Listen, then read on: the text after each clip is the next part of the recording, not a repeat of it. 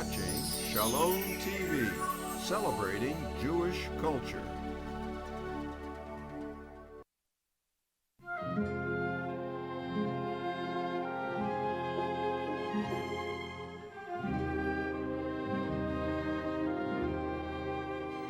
Welcome to another in our series, Jewish 101, a series for anyone who wants to learn about all things Jewish, especially, as we're studying now, the Jewish tradition, what it means to be a Jew, what it means to have a Jewish mentality. I'm Mark Golub. It's always a pleasure to be with you, and we're in the midst of studying the most important chapter in Western civilization, chapter 3 of the book of Genesis, in which the man and the woman known as Adam and Eve, even though their names are not in the text, in which the man and the woman in the Garden of Eden eat from the forbidden tree of knowledge of good and evil. And it's a story that both the Christian religion and the Jewish tradition interpret. But the interpretations offered by classical Christianity on the one hand and the Rabbinic tradition on the other hand are radically different, each from the other. And the real differences in attitudes towards life, what human nature is all about, what the purpose of life is, all flow from the different interpretations that Christianity and Judaism glean from this central biblical passage. And in our last time together, we looked at the way in which Christianity, especially classical Christianity, has understood the story to be the basis of original sin, which was sexual in nature and which marked what's known as the fall of man, as a result of Adam and Eve's disobeying God through an act of sexual intercourse. That eating from the tree of knowledge of good and evil was really a euphemism for sexual intercourse, the original sin that caused the fall of man. And therefore, every subsequent act of sexual intercourse is a repetition of that original sin, and the child born of any sexual union is born in original sin. And we also looked at the Christian view that human beings are both body and soul, also flesh and spirit, and that all sexual and material desires are inherently evil, associated with Satan. And they're at war with the soul and spirit of a human being. But that ever since the fall of man in the Garden of Eden, people simply are unable to conquer the lust and corruptions of the flesh, and are therefore unable to restore their relationship with God. So that in the end, when a person dies, one is consigned to eternal damnation in hell. Except, as classical Christianity teaches, God the Father so loves every human being that he sent his only begotten Son to earth to be born by the only person ever to be born herself without original sin, the Virgin Mary, and that God's Son, Jesus, would one day suffer and die on the cross so that the sins of anyone who believes in Jesus would be transferred to Jesus on the cross, so that Jesus' suffering and death would be in place of the suffering and death of the individual. And the individual's sins would some way be transferred mystically onto Jesus, where they would be atoned for through suffering and death, and therefore would ensure life everlasting for the individual in heaven, so long as that individual accepts the truth of Jesus as a personal Savior. Without a belief in Jesus, in classical Christianity, there is no salvation. For by one man, Adam, did all men fall, and by one man, Jesus, all men are saved. So you see, the Christian interpretation of the Garden of Eden story establishes the entire theological framework of classical Christianity. And while different Christian groups and churches have their own variations of this interpretation, this is the overarching worldview of Christianity. And it's been a source of strength and comfort and direction for millions upon millions of people over the centuries, and is the underlying worldview of Western civilization. And obviously, I'm speaking to you as a rabbi from a Jewish perspective. And from my perspective, I don't accept some of the premises that Christianity is based upon. But I do understand that if one does accept the premise of Christianity, that human beings are fallen, and that only through a belief in the truth of Jesus' coming, his crucifixion, his resurrection, only through that faith can a person's own sins be expiated, atoned. Only then can one achieve salvation. I understand that within the Christian framework, that's a beautiful and loving philosophy, theology, view of life. But it's not the Jewish view. And what I want to show you here is how the Jewish tradition takes the same story, the Garden of Eden story, but to the rabbis, it's a very different interpretation. The rabbis have a very different reading of this same story. And for any of you interested in understanding what it means to be Jewish, to have a Jewish orientation to life, a Jewish view of human nature and the meaning and purpose of life, it's important for you to understand the contrasting Jewish interpretation of the man and woman in the Garden of Eden. And let me begin by saying, in the Jewish tradition, there's absolutely no notion whatsoever of original sin. The Jewish tradition knows nothing about original sin. There's no notion of the fall of man. And the rabbis simply do not read this story as a sex story. So that the Jewish view of human nature and of human sexuality is radically different from the one presented through Christianity. By the way, when the story of the Garden of Eden was created as one of these great mythic stories of human history, was it meant to be a sex story? As you read the story, as you heard me read it to you from the Torah, from the book of Genesis, was your sense that its original intent was sexual? Was the story of the Garden of Eden and the tree of knowledge of good and evil a sex story? And the answer is, of course it was. Of course it was. It's an original intent, the story of the tree of knowledge of good and evil and the man and woman eating from the forbidden fruit. It was all a sexual metaphor. It was all about forbidden fruit. And throughout literature, fruit has been a symbol of virginity. The impetus of the story comes from the serpent, the subtle serpent. And the serpent in literature is a classic phallic symbol. And in fact, while virtually every drawing or depiction of the serpent of the tree of knowledge shows the serpent as curled around the tree, with the serpent's face in Eve's face, in the text, the serpent enters the story erect, walking on his legs, an erect phallic symbol. And only at the end of the story does God cut the serpent's leg off, the legs of the serpent off, to make him impotent, slithering on the ground evermore. And what about the name of the tree? The name of the tree is the tree of knowledge of good and evil. Do you know what the euphemism for sexual intercourse is in the book of Genesis? It is to know one's wife.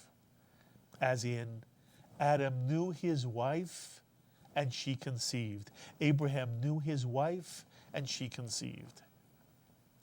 And it's really a very beautiful idea that in sex one truly comes to know the other person in some deep and profound sense.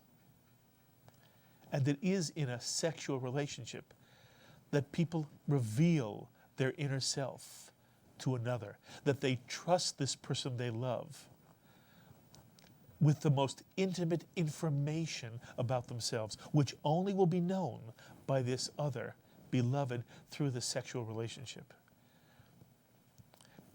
And that's why, in some way, casual sex, it may be fashionable, people may love it, may enjoy it, but casual sex is not the same as sex between people who are deeply committed in love, who trust their entire selves over time to another human being.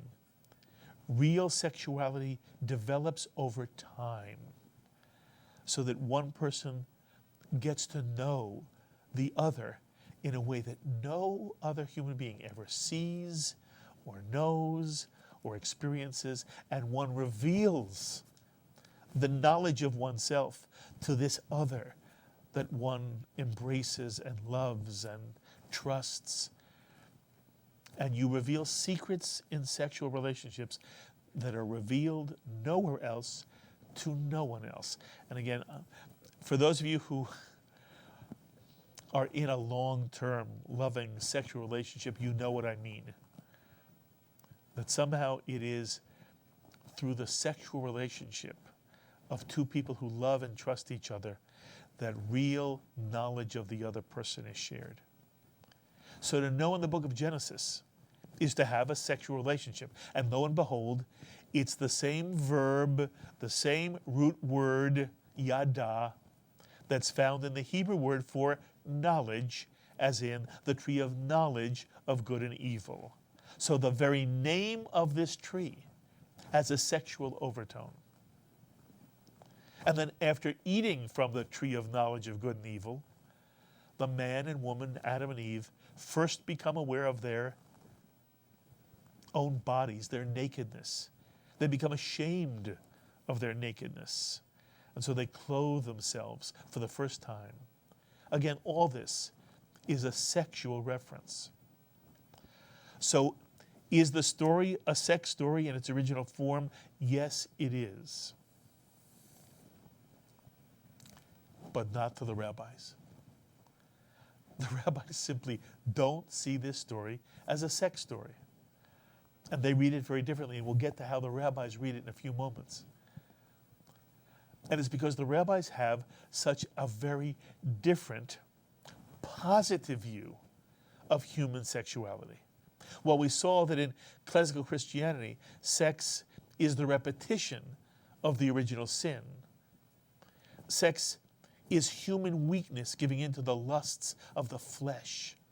And it's forbidden on Sunday, the Lord's Day, the holy day.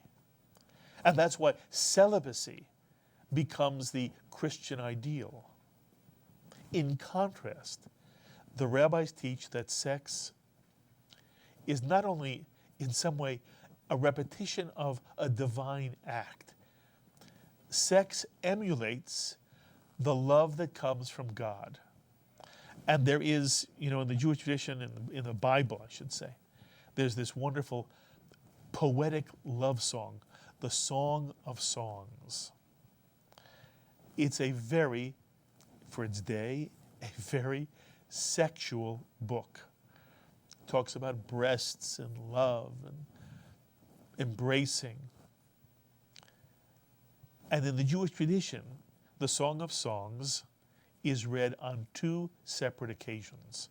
The Song of Songs from the third section of the Bible, the section called Writings.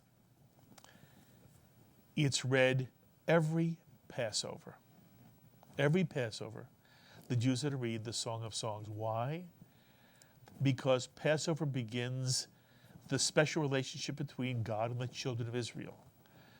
And the love God has for the children of Israel is in some way likened to the love expressed in the Song of Songs. It's a divine, spiritual love. So the Song of Songs is read every Passover. But the Song of Songs is also to be read every Shabbat, every Sabbath. every week on the seventh day, the day of rest, the holiest day of the week, the Jew is to read the Song of Songs. Why? Because in contrast to the Christian view, where sex is supposed to be avoided on Sunday, never on Sunday, the Lord's Day, when the Holy Ghost resides in the bedroom. In the Jewish tradition, sex between a husband and wife is a mitzvah on Shabbat. Shabbat is to be celebrated by a husband and wife in the embrace of sexual intimacy. And the husband and wife are supposed to read the Song of Songs, not because it represents the love between God and Israel, but because it represents the love between husband and wife. It is a very erotic text, especially for its time. So that you see already the contrast in attitude and philosophy. Instead of sex being something that is in some way dirty, evil, flesh, not spiritual, the Jewish tradition has the exact opposite view of sexuality. The Jewish tradition loves sex. So regarding celibacy in the Jewish tradition, celibacy is a sin. Celibacy is a sin in the Jewish tradition, for it's a denial of an aspect of human nature. And all of human nature, the Jewish tradition believes, is good. We read that in chapter 1 of the book of Genesis, that God creates people as the pinnacle of creation. And then says to man, be fruitful and multiply, and replenish the earth and subdue it. And then we read in chapter 2, it's not good for a human being to be alone. It's not good for man to be alone. Man should have a helpmeet, an azer, a companion to share life with. And so God creates first the animals. And I told you when we first did the story, that in the story, God brings all the animals to the Adam, the human being. And in the text, Adam gives names to all the animals. And the rabbis ask, what's this giving names business? And in the Midrash, the rabbinic interpretation of the Torah, which expresses rabbinic attitudes and values, the Midrash says that when God gave the animals to Adam, Adam named each of them, and the naming was his attempt to know them. And therefore, to know them involved sexuality. That Adam tries to have a sexual relationship with all the animals. We discussed that when we first did the naming of the animals by Adam. And it's not to be silly. It's not that the rabbis are sort of nuts that they've got Adam trying to have sex with all the animals. It's on the contrary. The rabbis understood that to have a complete relationship, to know another, to be fulfilled in the knowing of another, to also to have one's own core of being, the essence of a human being, which has sexuality so entwined in it. For that to be real in a relationship, it has to involve sexuality. And so the rabbis have Adam trying to have sex with all the animals, and Adam finally comes to God and says, this doesn't work. And only then does God put the Adam to sleep, takes a rib, and creates bone of his bone, flesh of his flesh, a woman, an Isha. And we've talked about how only then is the Adam called an Ish, a male, a man. He's a generic person. To become himself as a man, he must have a woman to relate to. And it's in the relationship of a man and a woman, of an Ish and an Isha. It's in the relationship with an Isha that Adam becomes an Ish. And then the chapter ends with this gorgeous description of human life. Therefore, shall a man leave his mother and his father, and he shall cleave unto his wife, and they shall be one flesh. One flesh. There you have it. In this gorgeous presentation of what it means to have this azer, this companionship, the man for the woman for the man. Together they will hold hands through life. A couple, a special other person. To conquer loneliness, one holds the hand of another person. And in that very special relationship between a man and a woman, the Torah says, the sexual dimension is what joins them, what they become one flesh. Not one soul, not one spirit, one flesh. And to the rabbis, that's the overriding, the overarching, the great genius and principle of human relationships. And so to the rabbis, the sexual dimension of life is divine. And there's no dichotomy in Judaism, as there is in Christianity, between body and soul, flesh and spirit. They're all one. Every part of the human being is capable of good and of holiness. Every piece of the human being is capable of good and holiness. In the Midrash, again, these stories that teach Jewish values, the rabbis argue that every part of a human being is capable of both creativity and destruction. The hand can build, the hand can destroy. The tongue can praise, the tongue can curse. No part of the human anatomy is intrinsically evil. The genitals are not intrinsically evil. It all depends on how a human being uses parts of the body. Let me read you a passage. This is from the great Jewish philosopher and commentator Nachmanides, who writes, "Hands can write a Sefer Torah and are then honorable and exalted. Hands, too, can perform evil deeds, and then they are ugly. So the genitals. Whatever ugliness there is comes from how a man uses them. All organs of the body are neutral. The use made of them determines whether they are holy or unholy. If one is to say intercourse is repulsive, then we blaspheme God who made the genitals. Now you can understand what our rabbis meant when they declared that when a husband unites with his wife in holiness, the divine presence, the Shekhinah, abides with them. When a husband and wife unite sexually in holiness, the Shekhinah, the divine presence, abides with them." That's the Jewish rabbinic view of the human being, the human body, human sexuality. Just as it is with the hands, the genitals can be used for good or for evil. It's up to each of us, each individual, to determine by our behavior what our bodies are used for and what we are. Sex can be used to share love, to bring children into this world. Sex can also be used to hurt or abuse another human being. It's up to us, to each of us, to determine how we use our sexuality. And I mentioned last time that if you want to know a culture's view of sexuality, look at its stand on birth control. A culture that permits birth control embraces the notion that sex is for purposes other than procreation. It's for pleasure, for relationship.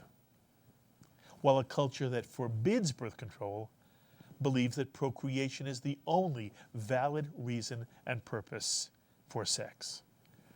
And of course, Catholicism is an example of a culture which forbids birth control. Now, what about the Jewish tradition? Does the Jewish tradition forbid birth control?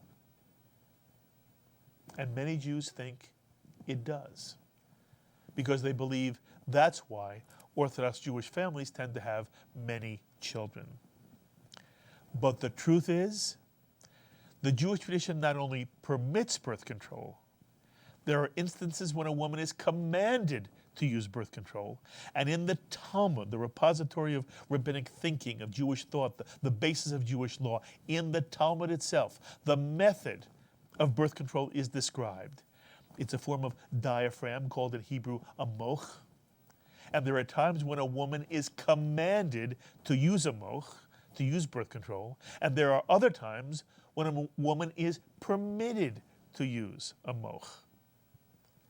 So why do Orthodox Jewish couples tend to have many children?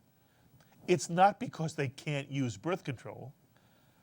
It's because according to Jewish law, a man has a responsibility to reproduce, to be fruitful and multiply. And based on an interpretation of the text in Genesis, a woman is not obligated to have children. However, she may not prevent her husband from fulfilling his commandment to have children. And then the tradition asks, but how many children is a Jew required to have? And according to Jewish law, a man must have at least 2 children to fulfill the commandment to be fruitful and multiply and replenish the earth. 2 children. A man is obligated by Jewish law to have 2 children. And then, of course, a Jewish couple can decide to have as many more children as they wish. And there is a Jewish impetus to have as many children as possible.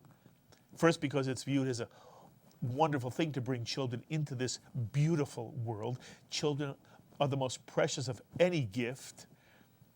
Every parent who's ever had a child knows it's the most wonderful thing of all.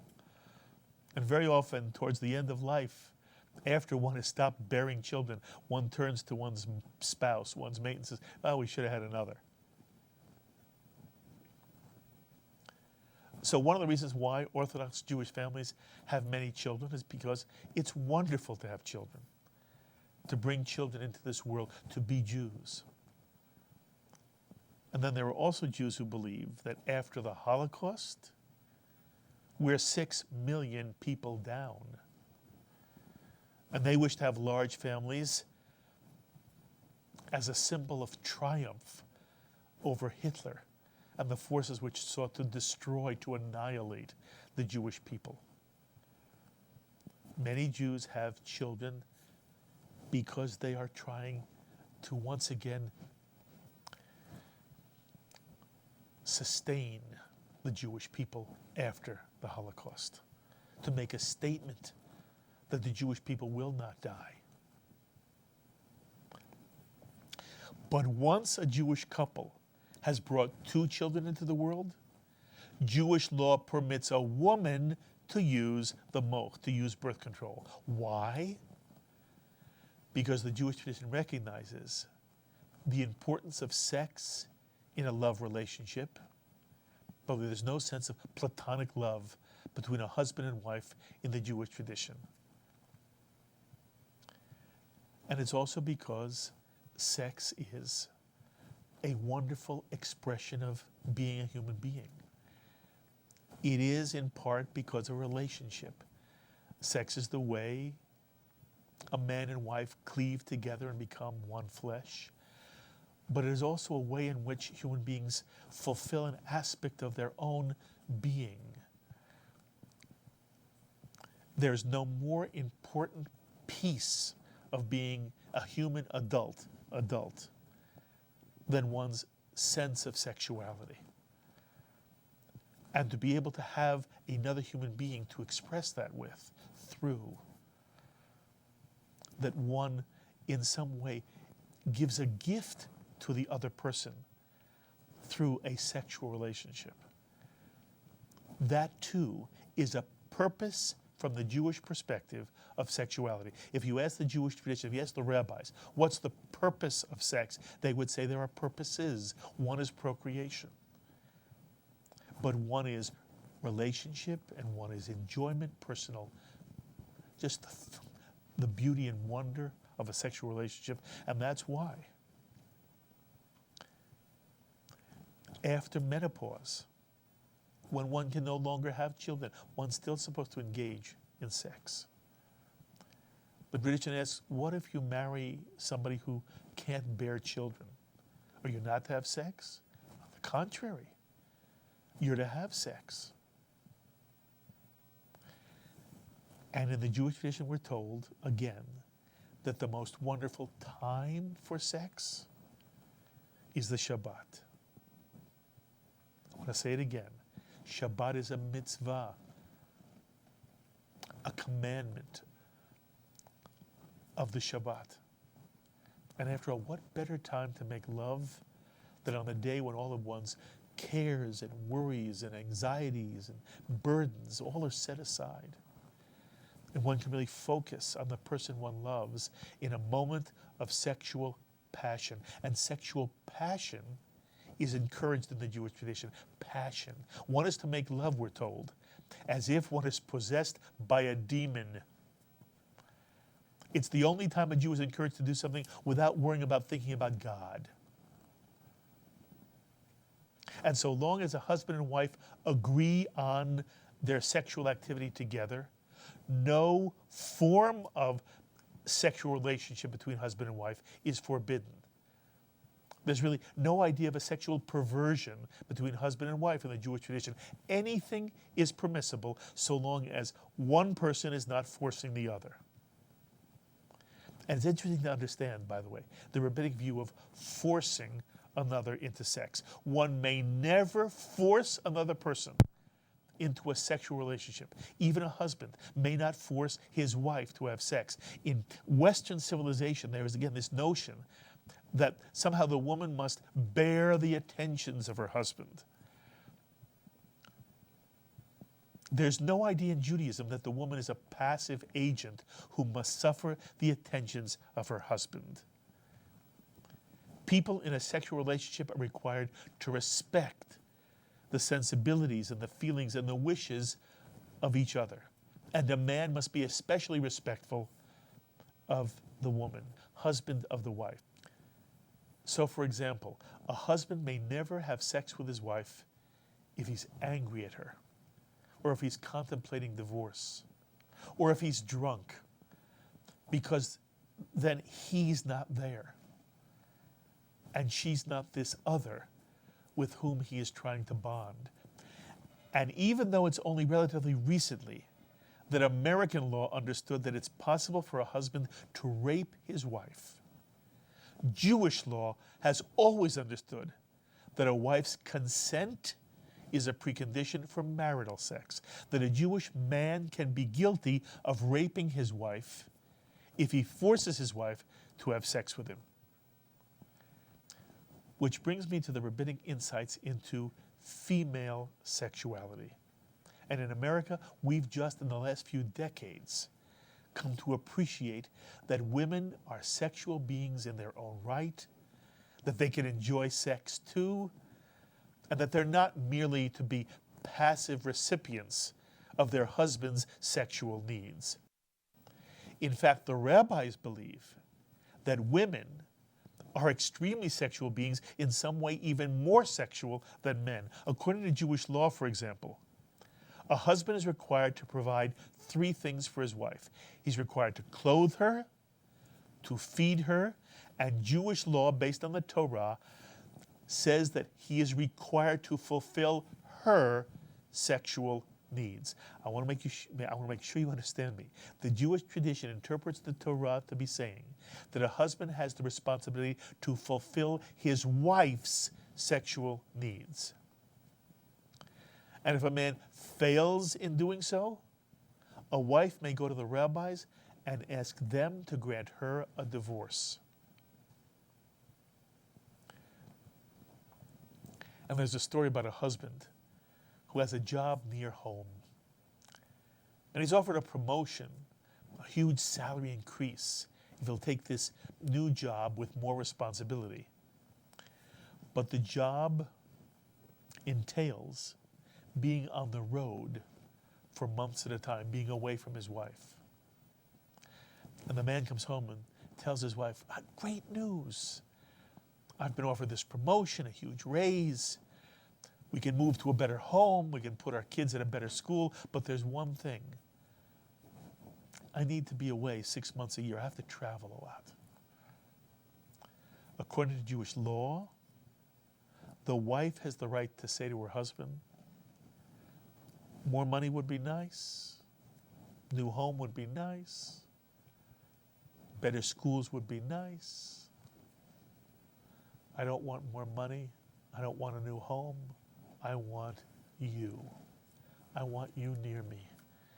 I want the intimacy that makes our marriage special. And I don't want anybody to say, oh, what wife would say that? That's not the issue. And I believe there are wives who would say this. What's important to understand is the wife has the right to veto her husband's promotion if she wants somehow to retain a sense of sexual intimacy and closeness with her husband. And again, I'm not saying how many wives would or would not, veto this. But it's important to understand, in the Jewish tradition, a wife has the right to say, I'd love to have more money, but what I love most is you. I need you. And according to the Jewish tradition, he can't take the job. That would cut down on the amount of intimacy he would have with his wife. The wife makes the final decision. And there's another marvelous symbol of how the Jewish tradition cares about women when it comes to sexuality. As you may know, in traditional Jewish families, there's always a desire to have a boy. It's a desire that's true for many cultures and families.